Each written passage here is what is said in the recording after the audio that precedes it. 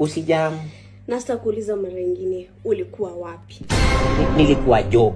Job gani 6 PM? Umesema job iko wapi? Job yangu kama kawaida na kuanga town.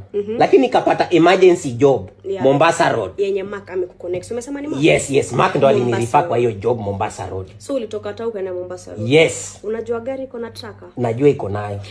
Na the last time niliona ilikuwa Northern Bypass. Yes, ilisimama for 1 hour juu ya jam. Northern Bypass pale alafu uko Mombasa Road. Yes. Unaona hata Mark angekuwa hapa sahi, angekuambia ukweli venye iko. Yes. Oh my god. Yes. Inakuwa. Before mtupiane signals.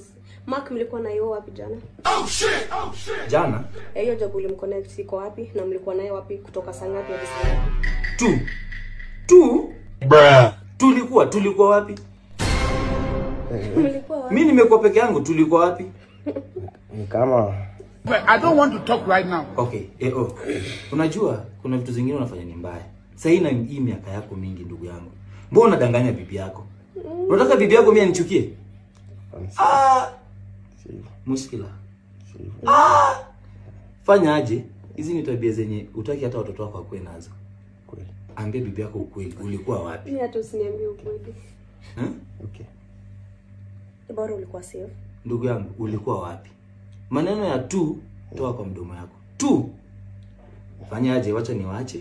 Nyinyi endeleeni, umalize hii ni yenu. Hey! Atasa! lakini as long as nilikuwa safe. As long as ulikuwa safe. Siko tu sawa. Si nimerudi nikiwa full ama nimerudi mushkila. Si bora ulikuwa safe. Si hata mimi nikienda nikuje bora nilikuwa safe. That's you. Masani ya drop. Ona, babe, I can explain. Ona. This man!